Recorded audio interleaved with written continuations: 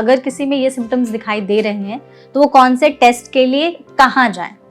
सो अगर ऐसी कोई भी सिम्टम है कि आपके बाउल हैबिट्स चेंज है, मींस कभी कॉन्स्टिपेशन कभी डायरिया, या आपको कोई रेड कलर्ड स्टूल आ रहा है या मतलब ब्लड आ रहा है स्टूल में, या आपको फटीग हो रही है लगातार जो करेक्ट नहीं हो रही है, या आपको पेट की फुलनेस, बर्प्स, क्रैम्प्स, अनइजीनेस, या आपका वेट लॉस हो रहा है विच यू डोंट वांट कि वेट लॉस क्यों हुआ है अचानक से अगर हो रहा तो अगर ऐसे सिम्टम्स आते हैं तो you should consult your physicians and a physician who has an experience in detecting all these things, and फिर वो आपको एडवाइस करेंगे क्या टेस्ट कराना है.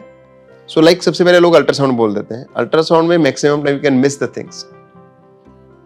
तो अल्ट्रासाउंड भी बहुत अर्ली चीज को नहीं पकड़ सकता, बट अगर हमें ये सिम्टम्स करेक्ट नहीं हो रहे तो बेस्ट टेस्ट आज के टाइम पे is colonoscopy which can detect any growth in your colon. ये कैसे होता है ये कोलोनोस्कोपी? ये बेसिकली जैसे एंडोस्कोपी हम करते हैं मुंह से, वो पेट की मतलब स्टमक की है.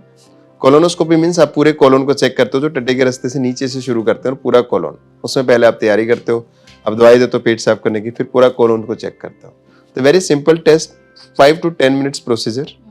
थोड़ा सा आपको सुला के करते हैं, दैट इज नो पेन, और इसमें आप 90-95% एक्यूरेसी रेट है कुछ भी पकड़ने की. आपने एज ग्रुप की भी बात की, जैसे आपने कहा कि आपके पास बहुत कम एज ग्रुप के भी लोग आते हैं, ज़्यादा भी आते हैं, तो अभी तक आपने सबसे कम एज ग्रुप वाले में किस में देखा है कि ये कोलोन कैंसर डिटेक्ट हुआ है? अब कोलोन के कैंसर में हम 2 सिंड्रोम बोलते हैं. सिंड्रोम मींस हेरिडिटी, जो फैमिली में जेनेटिक्स चलता है.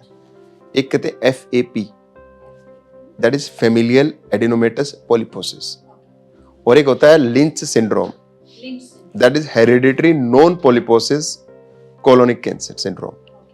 So जो FAP है, FAP एक जीन है. अगर फैमिली में किसी को कैंसर डिटेक्ट हुआ तो आप वो जेनेटिक टेस्ट करोगे FAP, और ये FAP उन्हीं में करते हो जिनके कोलोन में बहुत सारे पॉलिप्स हो. पॉलिप्स क्या है कि ओवर ग्रोथ है टिश्यूज की कोलोन के अंदर, और अगर किसी के कोलोन में बहुत सारे पॉलिप्स हैं तो आपके दिमाग में आएगा कि हाँ ये यही सिंड्रोम है FAP, और फिर आप जेनेटिक टेस्ट करते हो. आपने वो जेनेटिक टेस्ट किया और वो जेनेटिक टेस्ट पॉजिटिव आ गया, क्योंकि फैमिली में 100% पेनिट्रेंस है कि भी हाँ ये फैमिली में जाएगा, और जिसको ये जीन मिल गया उसको 100% कैंसर डेवलप होगा ही होगा. तो we have treated a child of 10 and 11 years जिसकी फैमिली में FAP सिंड्रोम. अब उनको भी पॉलिप्स हैं और जीन पॉजिटिव है, तो आप प्रोफिलेक्टिक सर्जरी बोलते हैं. प्रोफिलेक्टिक मींस कि इससे पहले आपको कैंसर हो आपके कोलोन को निकाल ही देते हैं. यस, और पूरा कोलोन निकलता है उसमें, बिकॉज 100% चांस है उसको कैंसर होगा ही होगा. वो 5 साल बाद होगा, 10 साल बाद होगा, 20 साल बाद, वी नेवर नो, बट होगा पक्का. तो बिफोर कैंसर डेवलप्स आप उनके कोलोन को निकाल देते हैं. तो इसके बाद कुछ उनके हेल्थ पर अफेक्ट नहीं होता? देखो हेल्थ पे फर्क पड़ेगा, क्योंकि कोलोन का काम मैंने बोला आपको स्टूल को सॉलिड बनाता है. तो अगर आप छोटी आंत बची, छोटी आंत को नीचे जोड़ दोगे तो ऑब्वियसली आपको डायरिया के चांसेस ज्यादा रहेंगे, और वो धीरे धीरे हम एक वर्ड यूज है colonisation of small intestine, means छोटी आंत भी बड़ी आंत का फंक्शन करने लग जाएगी थोड़े दिन बाद. ये एडेप्टेशन है हमारे सिस्टम की. जब आपके पास कोई चीज ऑर्गन नहीं है तो आपको दूसरा सिस्टम उसको लेने की कोशिश करता है, तो धीरे धीरे वो डायरिया की फ्रीक्वेंसी कम हो जाती है. ओके. और लेकिन शुरुआत में फिर वो पेशेंट क्या प्रॉब्लम फेस करेगा जब उसका कोलोन डायरिया होगा, वेट लॉस होगा, you have to manage on diet. Diet means fibre diet चाहिए ताकि स्मॉल इंटेस्टाइन में भी सॉलिड स्टूल बने. उसको हम ऑन डाइट मैनेज करते हैं, सिर्फ डाइट बेस. और जो आप केस बता रहे थे कि 10 से 11 साल का बच्चा आपके पास आया था, तो इसको थोड़ा बताएंगे कि कैसे उसमें ये चीज डिटेक्ट हुई, क्या सिम्टम्स कुछ थे या नहीं थे उसको? उनकी फैमिली में था. हाँ. तो उनकी फैमिली में जीन पॉजिटिव आया. वो जीन पॉजिटिव तो फिर सारे बच्चे चेक करने, तो बच्चा था, लड़का था, उसको चेक किया तो उसको FAP पॉजिटिव था. तो then you have to advise them surgery. अब पेशेंट को बच्चा है तो हम नहीं कन्विंस करेंगे, पेरेंट्स को कन्विंस करना कितना मुश्किल है. अब पुराने टाइम में क्या होता था, जब आप इतनी बड़ी सर्जरी करो, मींस पूरा कोलोन, मींस राइट से सेंटर से लेफ्ट पूरा निकालना, तो आपको इतना बड़ा कट लगता था. Nobody wants that. But now we do robotic surgery for this. There is no cut, there is no cut, and जो कोलन हो भी आप नीचे से निकाल लेते हो. सो उसमें पेशेंट के रिलेटिव्स मींस पेरेंट्स को कन्विंस करना थोड़ा आसान है as compare to big cut. Big cut means obviously late recovery, big cut means complications, infection, hernia, जो पेशेंट के पेरेंट्स के लिए बहुत अलार्मिंग हो जाता है, हर्निया भी हो सकता है इसके कारण। क्योंकि आप इंटरेस्ट आप ये क्लोज कर रहे हो वॉल को, ऑब्वियसली अगर टाके लूज हो जाए, इन्फेक्शन, तो हर्निया के चांस भी बन जाते हैं। हर्निया अगर यंग एज में होगा तो वैसे ही मुश्किल शुरू हो जाती है। तो अगर आपके पास minimal invasive surgery means laparoscopic और रोबोटिक है तो आपकी ये कॉम्प्लिकेशन बच जाती है। तो उसके लिए फिर आप कॉम्प्लिकेशन कम है तो पेरेंट्स को कन्विंस करना आसान हो जाता है। बिल्कुल, आपने जैसे पहले की जो सर्जरी मेथड्स थी उसके बारे में बताया और अभी का जो आपने रोबोटिक सर्जरी मेथड उसके बारे में बताइए। इसको थोड़ा सा और ब्रीफली एक्सप्लेन करिए कि पहले क्या कॉम्प्लिकेशंस होती थी और अब रोबोटिक सर्जरी आने के बाद वो कॉम्प्लिकेशंस कैसे कम हो गई हैं। सो जब भी हम कोलोन की सर्जरी की बात करते हैं तो कोलोन की सर्जरी का पहला कॉम्प्लिकेशन इन्फेक्शन है, because you are dealing with an organ जो वैसे ही इन्फेक्टेड है, उसमें स्टूल है, so many bad bacteria there, अगर वो कहीं भी टच करेंगे तो ऑब्वियसली वो इन्फेक्शन करेंगे। तो पुराने टाइम में आप ओपन सर्जरी करते थे, पूरा कट देके कोलोन को निकालते थे, तो मान के चलो 30-35% उसको इन्फेक्शन होगा ही होगा आपके वॉल में। वॉल मीन्स आपने स्टिच लगाए, फिर आपको उसको ड्रेसिंग से, एंटीबायोटिक से करेक्ट करोगे। और आप जब एक हीलिंग होती है कि अच्छी हीलिंग, एक bad healing, bad healing is always complicated, उसमें बाद में pain, hernia formation is common. Then nowadays people talk about minimal invasive surgery means either laparoscopy or robotic. अब इन दो में डिफरेंस क्या है ये बहुत कम लोगों को समझ में आ पाता है। वो तो दूरबीन का ऑपरेशन बोला जाता है। अब दूरबीन means laparoscopy, robotic is latest. अब इन दोनों में फर्क क्या है? इन दोनों में एक पेशेंट के लिए फर्क है, एक सर्जन के लिए फर्क है। रोबोटिक में आई थिंक लोगों को लगता है कि रोबोट आके सर्जरी परफॉर्म करेगा। एक वो तो मेंटल है ही है कि भी आप मेंटली ये सोचते हो कि भी हाँ ये रोबोट करेगा, डॉक्टर नहीं करेगा। तो मैं आपको बेसिक भाषा में डिफरेंस समझाता हूँ। When you do laparoscopic surgery, उसमें आप दूरबीन डालते हो एंड सर्जन पेशेंट के साथ खड़ा हुआ है and is using his 2 hands to do the surgery. फिर एक असिस्टेंट है जो हेल्प कर रहा है। असिस्टेंट आपको दिखा रहा है कैमरे से कि डॉक्टर साहब यहाँ सर्जरी करनी है, यहाँ जाना है, यहाँ जाना है। So you're dependent on your assistant to guide you. And you are using only 2 hands and doing surgery. Now in robotic, you again put ports. Robot की 4 आर्म्स होती हैं। पहले क्लियर करिए, रोबोट तो नहीं खड़ा होता वहाँ? नहीं, रोबोट नहीं है, ये मशीन है। मशीन है। हाँ। और ये एक मास्टर स्लेव टेक्नोलॉजी है। Means doctor is a master and robot is a slave. So आप उस रोबोट की 4 आर्म्स आती हैं, अंदर जाती हैं लाइक लेप्रोस्कोपी, एंड ये चारों आर्म एक डॉक्टर के कंट्रोल में, आप वो सर्जन है। ओके। अब असिस्टेंट नहीं है, अब रोबोट की 4 आर्म एक डॉक्टर कंट्रोल करता है दूर बैठ के, उसको सर्जन कंसोल कहते हैं। और उस सर्जन कंसोल में बैठ के कैसे सर्जरी करता है, वो पैर से भी और हाथ से भी इंस्ट्रूमेंट को कंट्रोल करता है। आप पैर से भी मूवमेंट कर सकते हो और हाथ से भी। Yes. एंड आप मूवमेंट करोगे जो रोबोट के... मैं जो मूवमेंट करूंगा वही रोबोट करेगा। ओके। और जैसे ही मैं मतलब उसमें एक टच टेक्निक है कि भी मेरा कांटेक्ट जब तक मैं उसमें देख रहा हूं तब तक रोबोट काम करेगा, जैसे मैंने अपना सिर हटाया नहीं करेगा। तो उसमें जो एरर है, error is 0। Error is only me. अगर मैं एरर करूंगा करने में तो एरर करेगा रोबोट, नहीं तो नहीं करेगा। सो रोबोट अपनी तरफ से नहीं चलता। दैट्स अ मिरेकल थिंग अगर ऐसा। हाँ, तो रोबोट नहीं चलता तो रोबोट नहीं है, वो हम हैं जो उसको कंट्रोल कर रहे हैं। अब ये 3D टेक्निक है। आप 3D व्यू देख रहे हो, 3D व्यू देखो तो ऑब्वियसली आपको अच्छा लगेगा, बड़ा दिखता है, 10 गुना बड़ा दिखता है। तो कोई भी स्ट्रक्चर जब आपको बड़ी दिखती है तो उसको बेटर हैंडल करते हो, ब्लीडिंग कम होती है, कॉम्प्लिकेशंस आर लेस, और आपका डिसेक्शन मींस सफाई ज्यादा है। अगर आपकी सफाई ज्यादा हो तो इन्फेक्शन ऑब्वियस कम होगा। राइट। अब पेशेंट को फायदा क्या हो रहा है? पेशेंट को वही फायदा हो रहा है कि आपने दूरबीन से किया। सर्जन को क्या फायदा हो रहा है? सर्जन एक कंसोल में बैठ के सर्जरी कर रहा है, पेशेंट साइड नहीं खड़ा, ही can sit comfortably, peace of mind है, 3D व्यू है, 10 गुना बड़ा दिख रहा है, बहुत आराम से सर्जरी कर सकता है, बात करते करते, गाने सुनते सुनते, जैसे भी करनी है आपने, पर यू आर एट पीस। तो जब डॉक्टर पीस पे होगा तो ऑब्वियसली आप सर्जरी बेटर परफॉर्म करोगे, और डॉक्टर के कंट्रोल में सब कुछ है, कैमरा भी, इंस्ट्रूमेंट भी। आपको कोई चीज को ट्रैक्शन देना है और फिर काटना है तो सब डॉक्टर के हाथ में है।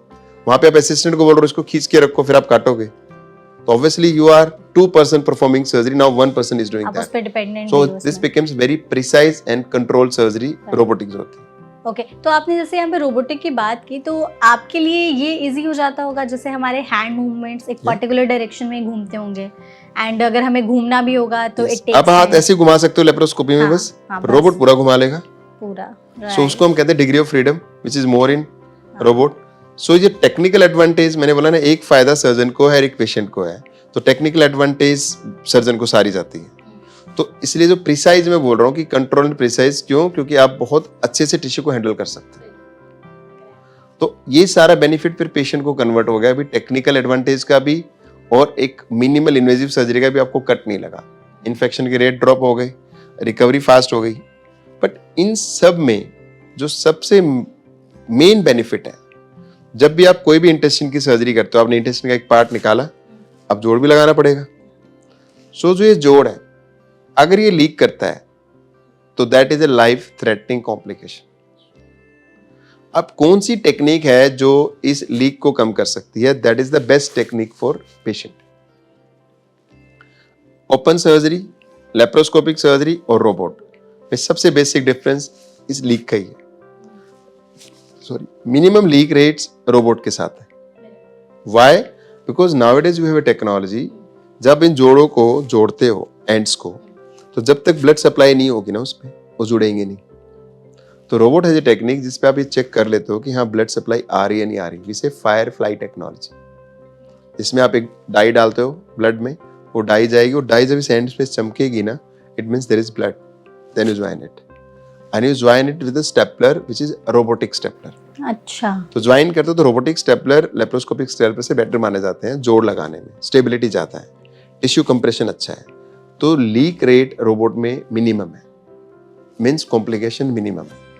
सो आपने एक कट नहीं दिया, आपने सर्जरी बेटर परफॉर्म की, आपका लीक नहीं हुआ, तो ये सारी चीजें पेशेंट के बेनिफिट पे चली। Correct, right. And the way I do, लोग इतनी बड़ी आंत को निकालने के लिए कई बार कट देते हैं बाहर निकालने के लिए।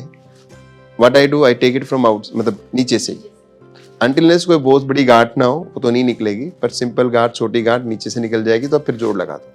This is your doctor to doctor difference की आप कैसे परफॉर्म करते हो सर्जरी। डॉक्टर, आपने यहाँ पर रोबोटिक सर्जरीज की बात की, तो ऐसी क्या सिचुएशन हो जाती है पेशेंट्स में कि सर्जरी परफॉर्म करना पड़ता है? क्या ऐसे कॉम्प्लेक्सिटीज आने लगती हैं? देखो, अगर मैं कैंसर सर्जन हूँ और कैंसर सर्जरी की मैं बात करता हूँ, तो कैंसर सर्जरी कब करनी है? हर कैंसर में सर्जरी नहीं होती। तो एक होता है मल्टी मोडेलिटी ट्रीटमेंट, मीन्स आप अपने रेडिएशन के डॉक्टर को, आप अपने कीमो के डॉक्टर को, और खुद एज ए सर्जन को इन्वॉल्व करते हो कि भाई इस बीमारी का बेस्ट ट्रीटमेंट क्या है।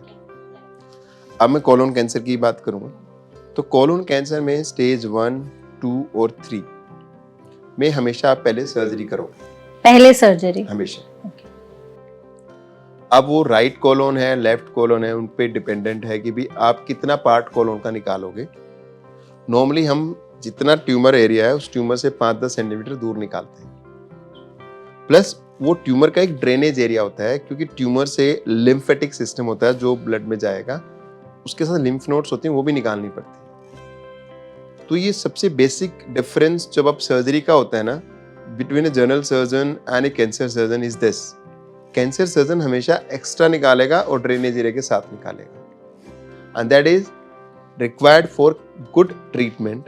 एंड कैंसर को स्टेज करने का तरीका भी होता है कि जब तक आप लिम्फ नोड नहीं निकालोगे तो आप कैंसर को स्टेज नहीं कर सकते। तो first, second and third you always do surgery and take out the lymph nodes. First, second means lymph node में स्प्रेड नहीं है। थर्ड मींस कोलोन के बाद वो लिम्फ नोड्स में भी आ गया। First, second means you don't give any chemo, no radiation. Third means you will give chemo. So जो बेसिक डिफरेंस कोलोन में और रेक्टम में है, दो चीजें होती है। रेक्टम भी बड़ी आंत का पार्ट है, but rectum is lower down in pelvis. So colon में पहली, दूसरी और तीसरी स्टेज में आप सर्जरी करोगे। जब कोलोन की हम स्टेज 4 की बात करते हैं, तो कोलोन की स्टेज 4 मींस आपके कोलोन से बीमारी निकल के किसी और ऑर्गन में चलेगी, एंड मैक्सिमम 90-95% वो लीवर में आती है, क्योंकि कोलोन का ड्रेनेज पार्ट लीवर है। अब लीवर में कितना स्प्रेड है, उसके बेस पे आप फिर अपना ट्रीटमेंट डिस्कस करते हो। कोलोन कैंसर में आप स्टेज 4 पे भी सर्जरी करते हो और क्योर की बात करते हो, जैसे थोड़ी देर पहले मैं बता रहा था। ये पेशेंट था जिसको कोलोन से लीवर में स्प्रेड हुआ, इसकी हमने सबसे पहले सर्जरी की स्टेज 4 में भी। हमने कोलोन का भी पोर्शन निकाला, लीवर का भी निकाला, और लीवर में मल्टीपल दाग थे, उनको हमने बर्न किया। एक टेक्निक होती है RFA, रेडियो फ्रीक्वेंसी एब्लेशन की। छोटे छोटे ट्यूमर में आप निडल डाल के उनको बर्न कर देते हो रेडियो फ्रीक्वेंसी से, टू फिनिश दैट। तो आपने पहले सर्जरी की, सर्जरी में आपने कोलोन भी निकाला, लीवर का पोर्शन निकाला, लीवर के पोर्शन को जलाया भी जहां और सेल्स थे, जलाया, RFA, radio frequency ablation, and then आपने इसको कीमो दी। Now is cancer free. Stage 4 में हम क्या कहते हैं कि क्योर नहीं है, तो कोलोन में स्टेज 4 में भी क्योर है। अच्छा, सो अब स्टेज 4 पे पर डिस्कशन लंबा हो जाता है। स्टेज 4 पे आप कीमो की भी बात करते हो। एक चीज होती है टारगेट थेरेपी और एक होती है इम्यूनोथेरेपी। ये 3 वर्ड है। कीमो मीन्स नॉर्मल सेल्स भी डिस्ट्रॉय होते हैं, टारगेट मीन्स खाली टारगेट सेल्स पे जाएगा, इम्यूनोथेरेपी मीन्स अब इम्यूनिटी, आपके इम्यून सेल्स उनकी इम्यूनिटी बढ़ा के कैंसर सेल्स को किल करते हो। साइड इफेक्ट इम्यूनोथेरेपी के कम है, कॉस्ट ज्यादा है। टारगेट थेरेपी के साइड इफेक्ट कम है, कॉस्ट भी ज्यादा है, और कीमो की साइड इफेक्ट सबसे ज्यादा है और कॉस्ट कम है। सो किस पेशेंट में क्या बेस्ट है, आप कुछ जेनेटिक टेस्ट करते हो जीन्स का। हर पेशेंट को आप इम्यूनोथेरेपी नहीं दे सकते, हर पेशेंट को आप टारगेट थेरेपी नहीं दे सकते, कीमो आप हर पेशेंट को दे सकते हैं। अच्छा, तो फिर आप ये सारा डिस्कशन पेशेंट के साथ करते हो, जो आप उसकी ट्यूमर की मोलिकुलर प्रोफाइल कर लेते हो, जिसको मैं जेनेटिक टेस्टिंग बोल रहा हूँ कि ये ट्यूमर इस टाइप का है। हर पेशेंट का स्टेज 4 कैंसर डिफरेंट होगा, हर पेशेंट का थोड़ा सा कीमो इम्यूनो टारगेट डिफरेंट होगा, हर पेशेंट का रेस्पॉन्स टू कीमो डिफरेंट होगा।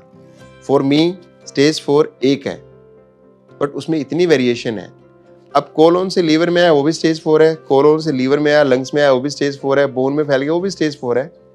रेस्पॉन्स भी डिफरेंट होगा, क्योर रेट भी डिफरेंट होगा। तो एज ए डॉक्टर मैं आपको ये नहीं बता सकता भी आप स्टेज 4 पे क्योर होने वाले हो नहीं हो। मैं आपको बेस्ट ट्रीटमेंट एडवाइस कर सकता हूँ कि बेस्ट ट्रीटमेंट ये है and you can handle this treatment. I am a good doctor if I advise you the right treatment, I take care of you very well. कोई कॉम्प्लिकेशन आती है उसको हैंडल कर लूँ, और जब मुझे पता लगे आपका शरीर कीमो को टॉलरेट नहीं कर सकता, हम उसको बंद कर दो, then you are the best doctor. तो ये कोलोन कैंसर के ट्रीटमेंट की बात है कि भी आप स्टेज 1, 2, 3, 4 में क्या करते हो। रेक्टम जो बड़ी आंत का ही पार्ट हो टोटली डिफरेंट है। रेक्टम में आप कभी भी डायरेक्ट सर्जरी की बात नहीं करते अनलेस स्टेज 1 हो। तो स्टेज मीन्स कि आपका जस्ट एक लेयर पे ट्यूमर है, इनसाइड लेयर पे, उसमें आप चाहे लोकल रिसेक्शन मीन्स रेक्टम का पोर्शन निकालो, या ट्रांस एनल मीन्स नीचे टट्टे के रास्ते से एंडोस्कोपिक सर्जरी करो, डिपेंडिंग अपॉन उसकी क्या इंडिकेशंस है। मोर और लेस आप जब पेशेंट आपके पास आता है स्टेज 3, सेकंड, थर्ड में ही आता है, तो सेकंड एंड स्टेज 3 में आप रेक्टम में हमेशा पहले कीमो प्लस रेडिएशन देते हो। आप हमेशा सर्जरी नहीं करते। ये पेनफुल होता है मेथड? रेक्टम कैंसर के क्योर कोलोन से कम होते हैं। रेक्टम कैंसर का ट्रीटमेंट कोलोन से लंबा चलता है, क्योंकि पहले आप कीमो प्लस रेडिएशन देते हो, फिर आप सर्जरी की बात करते हो, फिर आप कीमो की बात करते हो। तो it goes you for around 8 months। 8 महीने? Yes, I will say 8 to 9 months also. But colon cancer का ट्रीटमेंट 7 हफ्ते में खत्म हो जाता है, जो आपका रेक्टम कैंसर लंबा चलता है, क्योंकि आप रेडिएशन भी ऐड कर रहे हो। सो एक एक्सपर्ट ही आपको ये सारी चीजें बता सकता है। इसलिए हम कहते हैं भी cancer department is the ideal treatment givers, जो आपको सही ट्रीटमेंट बता सकते हैं, वेयर ये तीनों डॉक्टर्स बैठ के कंसल्ट करें कि भी हाँ ये इस पेशेंट के लिए बेस्ट ट्रीटमेंट है। बिल्कुल। आपने जैसे इतने सारे ट्रीटमेंट्स की बात की, chemotherapy, targeted therapy, immunotherapy, even surgeries भी, तो ये जितने थेरेपीज वगैरह हैं, जैसे भी लोगों के मन में कैंसर सोचते हैं, तो वो थेरेपीज आजकल इतना ज़्यादा लोग जानने लगे हैं इसके बारे में, उन्हें लगता है कि ये सारी थेरेपीज बहुत पेनफुल होती हैं, उन्हें बहुत ज़्यादा दर्द से गुजरना पड़ता है।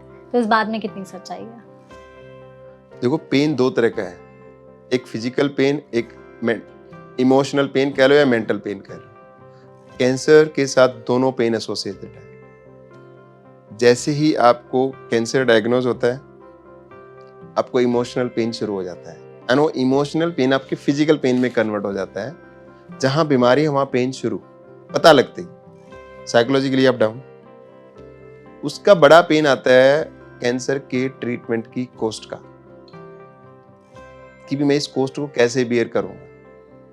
लोगों के वर्ड है, घर बेचना पड़ेगा, प्लॉट बेचना पड़ेगा, अपने आप को गिरवी रखना पड़ेगा, and it happens, it's real fact. ऐसा नहीं है कि ये मजाक है, सीरियसली होता है ऐसा। हाँ हाँ, ये बिल्कुल, लोग पैसे के बारे में क्योंकि ज्यादा पहले सोचते हैं। कैंसर ट्रीटमेंट, मैं कोलोन की बात करूं या रेक्टम की बात करूं, 6 से 9 महीने का ट्रीटमेंट है। और अगर मुझे इम्यूनोथेरेपी या टारगेट थेरेपी देनी पड़ गई, obviously it cost you 25 to 30 lakhs। Everybody can not afford it. लोगों के पास इतनी बड़ी इंश्योरेंस होती नहीं है। उसके बड़ा पेन है कि वे आप राइट डॉक्टर के हाथ में चले जाओ। राइट डॉक्टर के हाथ में जाना ही आपके लिए बून है। There are so many people who are just promoting themself कि भाई हाँ, मैं इस थेरेपी से ठीक कर दूंगा, मैं फलां थेरेपी से ठीक कर दूंगा, आपको कैंसर सर्जरी की ज़रूरत नहीं है, आपको कीमो की ज़रूरत नहीं है, मैं बिना कीमो ठीक कर दूंगा। और अपने अपने लोगों ने सोल्यूशन बनाए हुए हैं। एंड लोग जाते हैं उनके पास क्योंकि वो उनको होप देते हैं कि मेरी दवाई से बिना कटे पिटे आप ठीक हो जाओगे। प्रॉब्लम तब आती है जब उनकी दवाई ले चुके होते और बीमारी बढ़ी हुई नजर आती है, और आप फिर तब आते और हो फिर डॉक्टर वो के होप पास। वहां भी खत्म हो जाती है जहां पहले होप मिल रही थी कि भी हाँ, मैं आपको कीमो दूंगा या मैं सर्जरी करूंगा, आप ठीक हो जाओगे।